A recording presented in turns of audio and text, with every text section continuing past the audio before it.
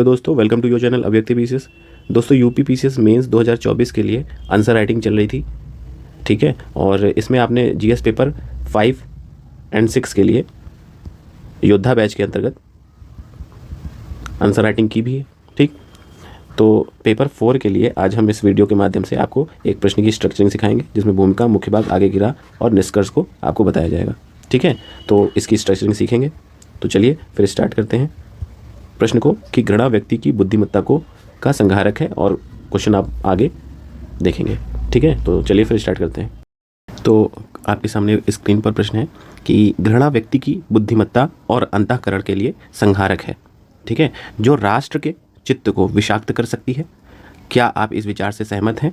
तर्कसंगत उत्तर दें, ठीक है। तो आपको यहाँ पर जो है एक मान लीजिए क्वेश्चन की फ्रेमिंग करनी है, और इसमें आपने एक स्टेटमेंट देखा कि घृणा व्यक्ति को की बुद्धिमत्ता और अंतःकरण के लिए संहारक के रूप में साबित होती है, ठीक है, और साथ ही राष्ट्र चित्त भी इससे विषाक्त होता है, ठीक। तो जाहिर सी बात है आपको इसमें कुछ उदाहरणों की मदद से इस स्टेटमेंट को जो है साबित करना पड़ेगा, ठीक है। तो चलिए स्टार्ट करते हैं इस प्रश्न को। तो सबसे पहले आप यहाँ पर क्या भूमिका लिखेंगे, ठीक है। हम लोग फ्रेमिंग कर रहे हैं क्वेश्चन की कि कैसे इस तरह के क्वेश्चन को फ्रेम करें, एथिक्स के इस तरह के प्रश्नों को। तो सबसे पहले अगर हमको इंट्रो लिखना होगा तो हम घृणा की एक परिभाषा लिख देंगे, है ना, या घृणा से आप जो भी समझते हैं, है ना, वो लिख देंगे, ठीक। ये तो आपकी भूमिका हो जाएगी, ठीक। या फिर इसके अलावा आप क्या कर सकते हैं, रिसेंट की कोई घटना हो, है ना, उसको इस तरीके से जो है लिखिए कि वो घृणा की परिभाषा के रूप में समझ में आए, है ना। या फिर घृणा की परिभाषा लिख करके एक एग्जाम्पल दे दीजिए, ऐसे भी कर सकते हैं। तो वो आपके ऊपर डिपेंड करता है कि आप किस तरह से लिखना चाह रहे हैं। हाँ, स्पष्ट पता होना चाहिए कि, या स्पष्ट लगना चाहिए कि आप जो भूमिका लिख रहे हैं वो कॉन्टेक्स्ट उसका प्रश्न से जुड़ा हुआ हो, ठीक है। तो इस तरीके से आप भूमिका लिखेंगे। उसके बाद फिर मेन बॉडी में, मुख्य भाग में क्या लिखेंगे आप? तो मुख्य भाग में आप क्या बताएंगे कि घृणा जो है ना, वो किस प्रकार से व्यक्ति की बुद्धिमत्ता और उसे अंतःकरण से, है ना, अंतःकरण से संहारक बना देती है ना। वो हिंसा का रूप लेने लगता है वो व्यक्ति, अगर जिसके अंदर घृणा का भाव हो। एक बात तो ये आप बताएंगे। दूसरी बात ये भी आप साथ ही साथ स्टेटमेंट जोड़ते हुए लिखेंगे कि कैसे इस तरह की जो प्रवृत्तियाँ होती हैं वो राष्ट्र को भी या राष्ट्रचित्त को भी जो है विषाक्त कर देती हैं, है ना। तो आप क्वेश्चन पर ही रहेंगे, ये आपको ध्यान रखना है, ठीक है। तो इसमें आप अलग अलग तरीके के एग्जाम्पल ले सकते हैं, जैसे व्यक्तिगत उदाहरण ले सकते हैं किसी पर्सनैलिटी का, या किसी सामुदायिक जो है इस तरह की घृणा का कोई कॉन्टेक्स्ट आपको याद आ रहा हो, उसका उदाहरण लेते हुए यहाँ पर अपनी बात को एक्सप्लेन करेंगे, है ना। तो ये एक पैटर्न आपका हो जाएगा मुख्य भाग को लिखने को। फिर आगे आप जो है एक वे फॉरवर्ड अगर देना चाहें, आगे की राह लिख सकते हैं, या ये नहीं भी लिख रहे हैं तो जो आप निष्कर्ष लिखेंगे लास्ट में, है ना, उसमें आप कुछ पॉजिटिव जो है कमेंट्स लिख सकते हैं, सकारात्मक जो है कोई वे फॉरवर्ड लिखते हुए इसी के अंतर्गत आप लिख सकते हैं, है ना। तो इस तरीके से आपका ये फ्रेम होगा क्वेश्चन कुल मिला करके, ठीक। अब इसमें क्या हो सकता है कि मुख्य भाग में जो भी आप एग्जाम्पल चुनेंगे वो डिफरेंट हो सकते हैं, ठीक। घृणा का भाव लगभग एक ही जैसा होगा, क्योंकि घृणा की परिभाषा तो नहीं बदल जाएगी या उसका मतलब तो नहीं बदल जाएगा, है ना। तो ये आपका जो है भूमिका हो गई, और मुख्य भाग में आपने उदाहरणों के माध्यम से एक्सप्लेन करने की कोशिश की कि किस प्रकार घृणा बुद्धिमत्ता और अंतःकरण से संहारक बना देती है ना। और दूसरी चीज़ की जो आपकी जो घृणा की प्रवृत्ति है वो राष्ट्र के चित्त को कैसे विषाक्त कर देती है। तो ये चीज़ आप जो है कुल मिलाकर इस क्वेश्चन में करेंगे। तो चलिए अब देखते हैं कि क्वेश्चन कैसे लिखा जाएगा। तो ये आपके सामने इस क्वेश्चन को लिखा गया है, ठीक है। इसको हम लोग समझने की कोशिश करते हैं कि कैसे एग्जाम्पल्स को यूज़ किया गया है और कैसे परिभाषा लिखी गई है, ठीक। तो यहाँ पर घृणा की परिभाषा से स्टार्ट किया गया है कि घृणा से आप क्या समझते हैं, इस तरीके से कि घृणा एक नकारात्मक भावना है, ठीक, जो व्यक्तियों या समाज में यदि व्याप्त हो तो उन्हें नकारात्मक रूप से प्रभावित कर सकती है, ठीक। यदि किसी व्यक्ति के अंदर घृणा जैसे भाव हैं, ठीक है, तो वो व्यक्ति या समाज में भी घृणा का भाव हो सकता है दूसरे समाज के प्रति, या व्यक्ति का व्यक्ति के प्रति, या किसी समाज के प्रति, है ना। नकारात्मक भाव तो हो ही सकता है, यानी कि घृणा या नफरत का भाव। तो अगर इस तरह का भाव किसी व्यक्ति या समाज के अंतर्गत है तो वह नकारात्मक रूप से उन्हें प्रभावित करेगी या दूसरे समाज को प्रभावित करेगी। ये आपने घृणा के बारे में आपने बताया, ठीक। अब आपको क्या बताना था, जो मुख्य भाग में बात बताई थी कि किस प्रकार से बुद्धिमत्ता और अंतःकरण का संहारक के रूप में बदल देती है घृणा किसी व्यक्ति के। तो आप स्टेटमेंट के माध्यम से ये बात कहेंगे, फिर उदाहरण देके समझा देंगे। तो देखते हैं। घृणा से ग्रसित व्यक्ति या समाज अपने कार्य व्यवहार में सदैव हिंसा भेदभाव और अशांति को ही जन्म देता है। यदि किसी व्यक्ति के मन में या कोई व्यक्ति घृणा रखता है किसी समाज या व्यक्ति के प्रति, तो उसके मन में सदैव कैसा भेदभाव का भाव रहेगा, हिंसा का भाव हो सकता है, अशांति का भाव हो सकता है। यदि कोई वो प्रतिक्रिया करता है तो आपको हिंसा या अशांति के भाव अपने आप नजर आने लगेंगे, है ना। तो वो हमेशा ऐसी प्रवृत्तियों को ही जन्म देगा जिससे वह न केवल स्वयं को संहारक बनाता है, जैसा कि प्रश्न में वो स्टेटमेंट दिया हुआ था, अपितु राष्ट्र के चित्त को भी विषाक्त कर देता है। अब जाहिर सी बात है, किसी समाज में या किसी व्यक्ति के द्वारा या समाज के द्वारा समाज में ही या व्यक्ति के प्रति ही अगर घृणा रखते हुए कोई प्रतिक्रिया होती है, हिंसा होती है, अशांति फैलाने की कोशिश होती है, तो उसका प्रभाव पूरे राष्ट्र पे पड़ता है, ठीक है।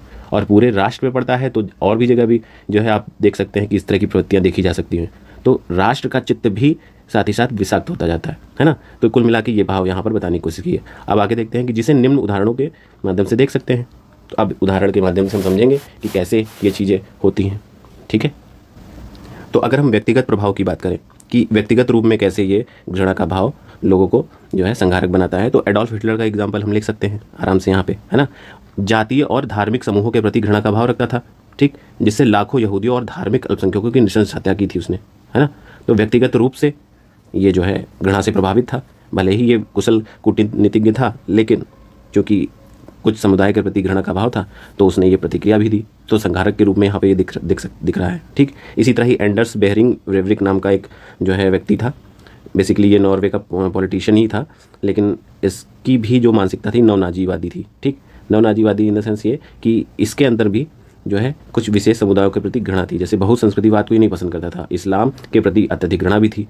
तो परिणाम स्वरूप क्या हुआ कि 2010 में नॉर्वे में एक आतंकवादी हमला करवाया गया इसके माध्यम से, और 77 लोगों की जान चली गई थी और बहुत से घायल भी हुए थे। तो ये भी प्रभावित था घृणा के भाव से, इसके प्रति, बहुसंस्कृतिवाद और इस्लाम के प्रति। तो इसने भी ये प्रतिक्रिया दी और संहारक के रूप में यहाँ पे दिख रहा है, ठीक। एक एग्जाम्पल आपने ये ले लिया। अब और आगे देखते हैं नेक्स्ट। अब हम लोगों के बीच में देखते हैं कि अंतर व्यक्ति संबंधों में अगर हम देखें इसका क्या प्रभाव होता है जब लोगों के बीच में घृणा या नफरत का भाव होता है। तो हम देखते हैं कि व्यक्तिगत स्तर पर या परिवारों के स्तर पर भी अगर हम देखें तो इनके मध्य पीढ़ीगत संघर्ष, है ना, जो पीढ़ीगत संघर्ष होता है घृणा के भाव से, वो वर्ष पर्यंत चलता रहता है, ठीक, जिससे हिंसा को जन्म दिया जाता है और प्रतिशोध का भाव उत्पन्न होता है ना। तो व्यक्तिगत या पारिवारिक जो है संबंधों के मध्य जो पीढ़ी का संघर्ष है वो हिंसा और प्रतिशोध का कारण बनता है। तो एक ये भी हम देखते हैं अपने आस पड़ोस में, है ना। तो ये एक पॉइंट आपको लिखने की कोशिश की गई है, इसको आप अपने शब्दों में भी लिख सकते हैं, ठीक। अब इसमें एग्जाम्पल आप क्या ही देंगे, आप इस तरह के कई एग्जाम्पल आपको रोज पेपर में ही देखने को मिलते हैं, तो आप स्टेटमेंट के रूप में आप लिख दीजिए तो भी चल जाएगा, है ना। इसके अलावा अब हम देखते हैं कि सामाजिक प्रभाव कैसे जो है इस पर पड़ता है, मतलब समाज पे क्या प्रभाव पड़ता है जब समाज में अगर ये घृणा का भाव उत्पन्न हो तो, ठीक। तो ये वाली बात देखते हैं। जैसे आपने अमेरिका में देखा है कि जो है काले लोगों पर मतलब ये कह लीजिए कि नस्लीय हिंसा, है ना, नस्लीय भेदभाव होता है जिससे नस्लीय हिंसा को बढ़ावा मिलता है। अभी हाल ही में 2019 या 20 के आसपास, एग्जैक्ट डेट आप देख लीजिएगा, है ना, जॉर्ज फ्लॉयड नाम के अश्वेत व्यक्ति को जो है पुलिस वालों ने दबाकर जो है दम घोट कर जान ले ली थी, है ना। अश्वेत था और जो पुलिस वाला था वो श्वेत था, है ना। तो कहीं ना कहीं जो नस्लीय भेदभाव है वो यूएसए जैसे देशों में भी बसा हुआ है। तो अमेरिका में ये काले लोगों पर हिंसा, तो ये समुदाय विशेष की बात है, ये कोई सिर्फ एक जॉर्ज फ्लॉयड की बात नहीं है, ये पूरे समुदाय विशेष की बात है ना। तो ये आप देख सकते हैं एग्जाम्पल के रूप में, तो आप भी नाम लिख सकते हैं, ठीक। इसके अलावा क्या, रवांडा नरसंहार 1994, ठीक। ये जो है आपका अफ्रीका का एक देश है, मिड में रवांडा है, ठीक। तो यहाँ पर हुतू ट्राइब और तुत्सी समुदाय, है ना, हुत्सी और तुत्सु समुदायों के बीच में नफरत के भाव ने 100 दिन में लगभग 8 लाख लोगों का नरसंहार कर दिया, ठीक है। तो पूरा का पूरा समुदाय, एक समाज प्रभावित हो रहा है आपसी वैमनस्य और नफरत के भाव से। तो एक एग्जाम्पल आपने ये देख करके बताया कैसे समाज पूरा प्रभावित हो रहा है।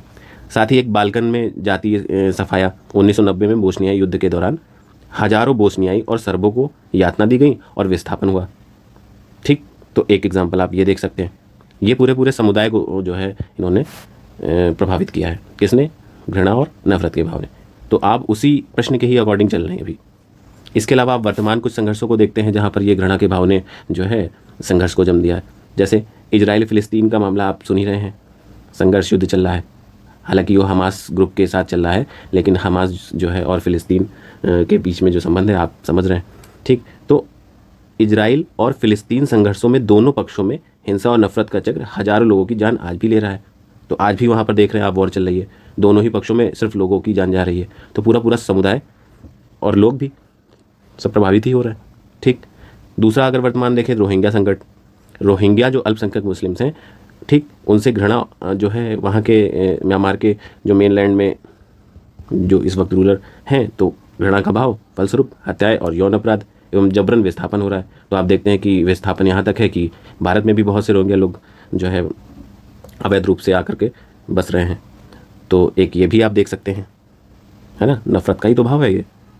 इसके अलावा अब हम देखते हैं कि ये तो एग्जाम्पल हो गए, और भी एग्जाम्पल आप लिख सकते हैं। अब चूंकि आपको वर्ड लिमिट में भी रहना है ना, 3 पेज आपको मेंस के दौरान मिलेंगे। अगर मार्क्स 12 मार्क्स का क्वेश्चन है तो आप 3 पेज से ज़्यादा तो आप वैसे भी नहीं जा सकते, शॉर्ट में ही बात कहनी है। बल्कि ये तो एक मॉडल आंसर है, आप अपनी तरीके से और शॉर्ट इसको कर सकते हैं, ठीक है।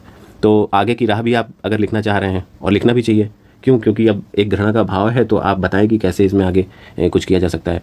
तो कई पॉइंट हो सकते हैं, जिसमें 3 पॉइंट लिए हैं, और भी आप लिख सकते हैं अपने हिसाब से। समाज में वैमनस्यता को पहचानना और पहचान कर उनको दूर करने का प्रयास करना चाहिए। सरकारों को भी करना चाहिए, और जो सिविल सोसाइटी के लोग हैं या आम लोग हैं उनको भी पहचान करनी चाहिए, ताकि इस तरह के संघर्ष जन्म ना लें। इसके अलावा क्या, महात्मा गांधी जैसे महान नेताओं की शिक्षाओं के माध्यम से न्याय, अहिंसा और प्रेम के मूल्य को सिखाकर या सीख सकते हैं, ठीक। तो इससे भी आपकी जो हिंसा और वैमनस्यता है वो कम होगी। संवैधानिक मूल्यों को बनाए रखना। अब संवैधानिक मूल्यों को बनाए रखने जैसा अगर आपने स्टेटमेंट रख दिया तो आप समझ लीजिए कि आपने सब कुछ रख दिया है ना। तो अब इसमें कानून भी है ना, इसमें नीतियाँ भी हैं, ताकि इस तरह के भेदभाव को ख़त्म किया जाए, है ना। तो कई चीज़ें हैं इसमें, ठीक। तो ये चीज़ है, तो आपने ये बता दिया। और भी पॉइंट्स आप अपने हिसाब से बता सकते हैं, जो भी आपको जो है रिसेंट में याद आता है आप लिख सकते हैं, ठीक है। अब आप एक निष्कर्ष लिखेंगे अच्छा सा, कि इस प्रकार घृणा या नफरत जैसी विनाशकारी प्रवृत्ति यहाँ पे होगा, व्यक्ति व समाज को दीर्घकालिक नुकसान पहुंचा सकती है। अतः आवश्यक है कि वसुधैव कुटुंबकम जैसे पुरातन मूल्यों को दैनिक जीवन शैली में का हिस्सा बनाया जाए, है ना। तो ये भी आप, वसुधैव कुटुंबकम पूरी पृथ्वी हमारा घर, ऐसा भाव अगर रहेगा तो घृणा क्यों होगी, है ना। तो इस तरीके से आप निष्कर्ष लिख सकते हैं, या कोई भी निष्कर्ष आप लिख सकते हैं जो आपको बेहतर लगे। यहाँ पर एक मॉडल निष्कर्ष मान लीजिए लिखा हुआ है, तो इस तरीके से आप एक आंसर फ्रेम कर सकते हैं, ठीक। अभी जीएस पेपर 4 है, जीएस पेपर 1, 2, 3 नहीं है कि डायरेक्ट आप टू द पॉइंट उन क्वेश्चन को लिखें। इसमें आप जो है स्वतंत्र रूप से उदाहरणों को ले सकते हैं और एक्सप्लेन कर सकते हैं अपनी बातों को, है ना। तो अभी इसके अलावा और भी उदाहरण हो सकते हैं, तो कुछ उदाहरण और भी देख लेते हैं। जैसे क्या, जैसे कि अभी मणिपुर संघर्ष चल ही रहा है ना। मणिपुर में जो हिंसा हो रही है उसमें कुकी और मेती टाइप्स के बीच में जो घृणा का भाव है, वैमनस्यता का भाव है, वो हिंसा को जन्म दे रहा है, और कई लोग इस चक्कर में जो है मारे भी जा चुके हैं। तो आप इस एग्जाम्पल को भी ले सकते हैं। इसके अलावा कि इस पहले 3 नंबर को देख लीजिए, चीन में उइगर मुस्लिम्स पर जो अत्याचार हो रहा है वो आप एग्जाम्पल के रूप में डाल सकते हैं। या सूडान संघर्ष में दारफुर क्षेत्र में जातीय हिंसा से हज़ारों लोगों की जाने गई और पलायन भी हो रहा है, तो ये आप ले सकते हैं, ठीक। इसके अलावा क्या आप लिख सकते हैं कि जैसे मालदीव या श्रीलंका में इंडिया अगेंस्ट कैंपेन, इस तरह की घृणा का भाव पैदा करना पॉलिटिकल जो है पार्टीज़ के माध्यम से, और फिर पब्लिक का उसमें इन्वॉल्व हो जाना, तो इस तरह के जो है कैंपेन चलाना, है ना। तो इस तरह के भी आप जो है एग्जांपल डाल सकते हैं, वो आपके ऊपर है कौन सा बहुत ज़्यादा फिट बैठता है आपके प्रश्न के अनुसार। तो इस तरीके से आप एक एथिक्स के इस क्वेश्चन को फ्रेम कर सकते हैं और लिख सकते हैं, ठीक है। तो आप लिखने की कोशिश एक बार करिए, और इस तरह के जो और भी प्रश्न होंगे वो बीच बीच में आपको कराते जाएंगे, फ्रेमिंग बताती जाएगी, ठीक है। तो चलिए फिर मिलते हैं नेक्स्ट वीडियो में, तब तक के लिए थैंक यू सो मच, जय हिंद।